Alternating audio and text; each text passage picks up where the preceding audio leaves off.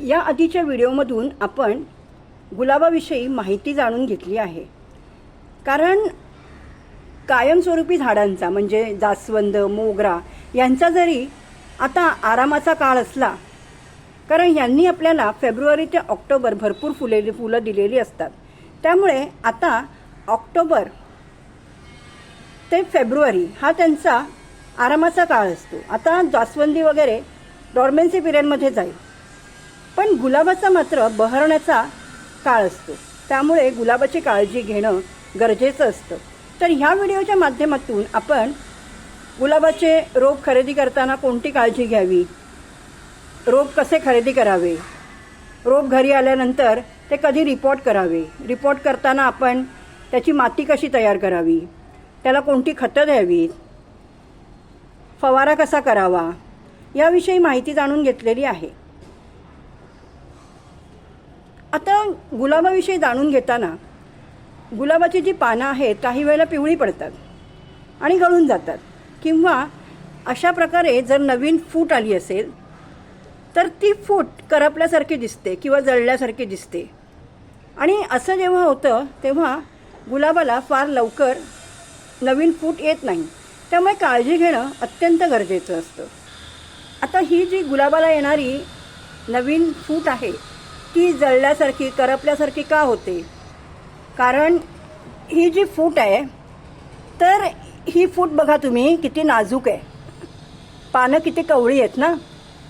तर रोपाच्या वाढीसाठी आपण आता गुलाबाचा बहरण्याचा काळ असल्यामुळे गुलाबाला वेळोवेळी खतं देतो.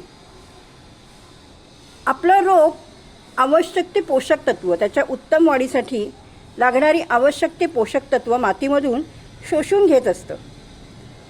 आणि त्यामुळे गुलाबाच्या रोपाला ही अशी कवळी फूट येते. ही नवीन आलेली पालवी पोषक तत्वांनी परिपूर्ण असल्याकारणाने ती इतकी नाजूक असते. आणि गुलाबाच्या ह्या कवळ्या भागावरच वातावरणातील ॲफिड, थिप्स हे उपद्रवी जीव त्रास देतात.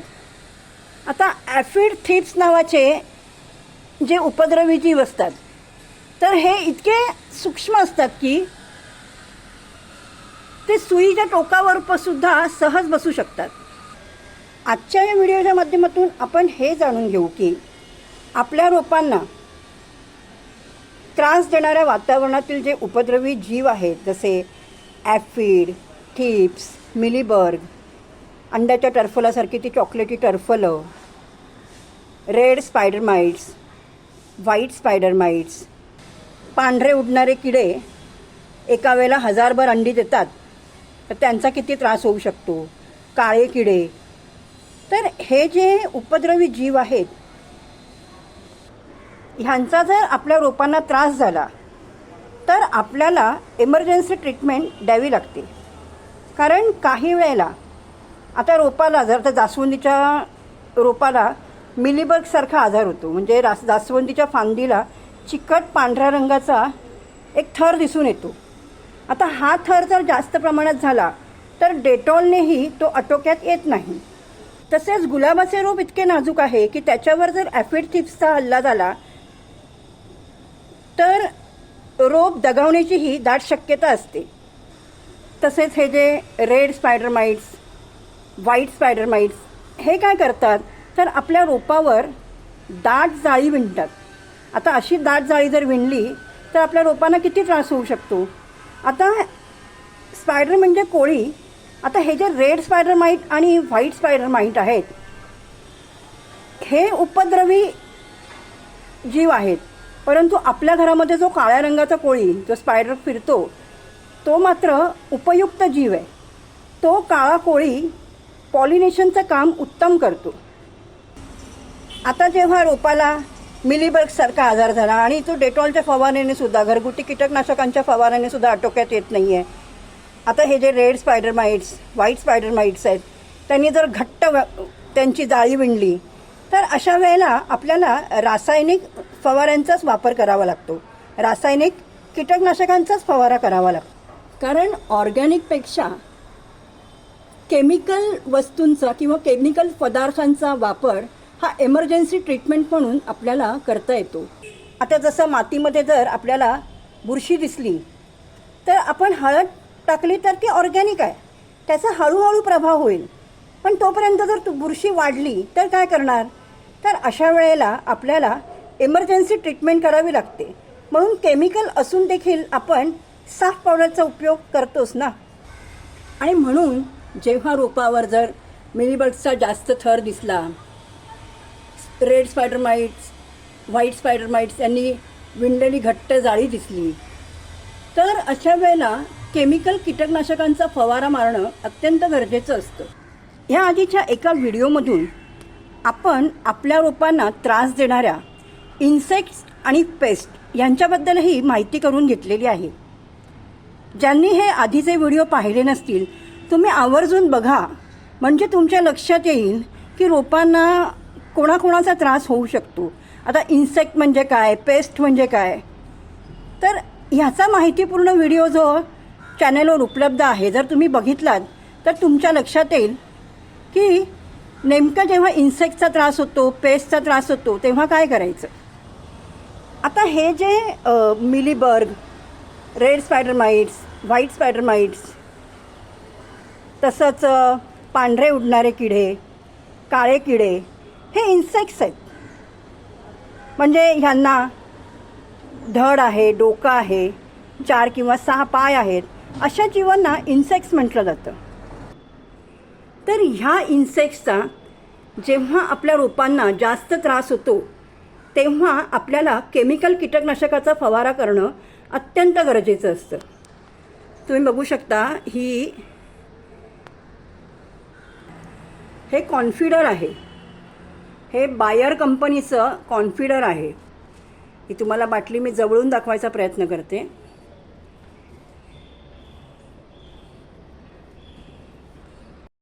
हे बायर कंपनीचं कॉन्फिडर आहे, लक्षात येईल तुमच्या. हे बेस्ट इन्सेक्टिसाइड म्हणून काम करतं. कॉन्फिडर हे बेस्ट सिस्टेमिक इन्सेक्टिसाइड आहे. आता सिस्टेमिक इन्सेक्टिसाइड म्हणजे काय? तर जेव्हा आपण कॉन्फिडरचा फवारा आपल्या रोपांवर करतो तेव्हा हे जे उपद्रवी जीव आपल्या रोपांवर बसून आपल्या रोपांना त्रास देत असतात, तेव्हा कॉन्फिडरचा हा फवारा त्या उपद्रवी जीवांच्या शरीरात शिरून त्यांच्यामध्ये जी क्षमता असते ना, म्हणजे ते काय करतात तर आपल्या रोपांवर बसतात आणि रोपांमधला रस शोषून घेतात. आता जेव्हा रोपांमधला हा रस ते शोषून घेतात म्हणजेच काय तर रोपामधली पोषक तत्त्व जी असतात ती शोषून घेतली जातात. आणि कॉन्फिडर नेमकं हेच काम करतं. ते ह्या उपद्रवी जीवांच्या शरीरामध्ये शिरतं आणि त्यांच्या नर्वस सिस्टमवर काम करतं. त्यांच्या नर्वस सिस्टमवर काम करून त्यांच्या शरीरातील ही जी पोषक तत्त्व शोषण्याची जी क्षमता आहे, कॉन्फिडरचा फवारा तेच नष्ट करून टाकतं, त्याचा खात्मा करून टाकतं. बेस्ट सिस्टेमिक इन्सेक्टिसाइड असल्यामुळे कॉन्फिडरचा एमर्जन्सी कीटकनाशक म्हणून खूप चांगल्या पद्धतीने उपयोग होतो. कारण याच्या एका फवाऱ्याने या उपद्रवी जीवांचा नायनाट होतो. पण आपण आपल्या छोट्याशा बाल्कनीमध्ये, टेरेसमध्ये, परसदारात, अंगणात बाग फुलवतो, आवडीने त्यात भाजीपाला लावतो, फळं लावतो. तर अशा वेळेला भाजीपाला आणि फळांवर याचा फवारा करू नये, कारण हे शेवटी केमिकल आहे ना. आपण घरात फळभाज्या, फळं का लावतो, भाजीपाला का लावतो, तर आपल्याला तो घरच्या घरी ताजा ताजा खाता यावा, यासाठी आपण अशा प्रकारे आपल्या घरामध्ये, आपल्या घरातल्या बागेत फळं आणि भाजीपाला लावत असतो. अशा वेळेला जर आपणच केमिकलचा फवारा केला तर त्याचा काय उपयोग? कारण या केमिकलच्या फवाऱ्याचा आपल्या तब्येतीवर विपरीत परिणाम होणार. आता ही जी कॉन्फिडरची बॉटल आहे ही मी 300 रुपयांना घेतली आहे. कारण की तुम्हाला माहिती आहे की आपण जेव्हा कधी ऑनलाईन खरेदी करतो तेव्हा त्यांचे डिलिव्हरी चार्जेस वगैरे लागतात. तर मला ही बाटली 300 रुपयाला पडली. मला ही बाटली जेव्हा मी खरेदी केली 300 रुपयाला ही मी बॉटल खरेदी केलेली आहे. पण एकदा खरेदी केल्यावर बरेच दिवस जाते, त्यामुळे जास्त काही आपल्याला ती महाग पडत नाही. कॉन्फिडरचा जो फवारा आहे हा आपल्याला महिन्यातून फक्त एकदाच करायचा आहे. कारण केमिकल आहे ना शेवटी ते, त्यामुळे एकदाच फवारा करायचा. हां, आता जर आपल्या रोपांना जास्तच त्रास झाला असेल तर 15 दिवसातून आपण एकदा ह्याचा फवारा करू शकतो. म्हणजे महिन्यातून 2दा आपण ह्याचा फवारा करू शकतो. तर 1 लिटर पाण्यासाठी, आता ही सिरिंग आहे तिचा वापर करते मी जेव्हा मी रोपावर फवारा करते. तर 1 लिटर पाण्यासाठी मी 1 ml एवढं कॉन्फिडर घेते. 1 लिटर पाण्यात मिसळून मग मी त्याचा फवारा करते. तर महिन्यातून 2दा, जर जास्त त्रास रोपांना वाटला तर महिन्यातून 2दा फवारा मारू शकतो. नाहीतर आपण महिन्यातून फक्त एकदाच कॉन्फिडरचा फवारा करायचा आहे. आणि मग घरगुती कीटकनाशकांचाच फवारा आपल्या रोपांवर करायचा. पण कुठलाही फवारा करतेवेळी आपण तो सकाळच्या वेळेत केलेलाच बरा. आणि कीटकनाशकांचा जर फवारा आपण करत असू तर तो सकाळच्या वेळेतच करायचा.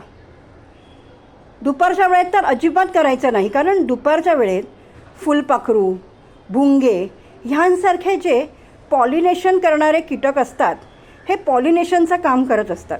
त्यामुळे आपण जर असा फवारा केला तर ह्या उपयुक्त जीवांनाही त्याचा त्रास होऊ शकतो. तसंच लक्षात ठेवा की आपल्या घरात फिरणारे जे काळे कोळी असतात, जे घरात आपल्या डाळी वगैरे करतात, ते पॉलिनेशनचं काम उत्तम करतात. त्यामुळे त्यांचीही काळजी घ्यायची. त्यांचा आपल्या रोपांना काहीच त्रास होत नाही.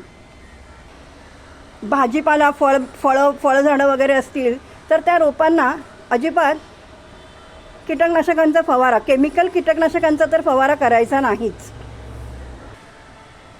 अपेक्षा करते आज दिलेली माहिती तुम्हाला नक्कीच आवडली असेल.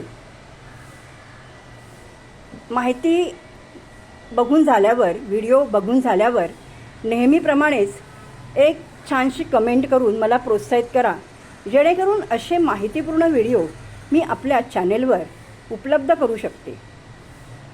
लाईक करायला तर नक्कीच विसरू नका.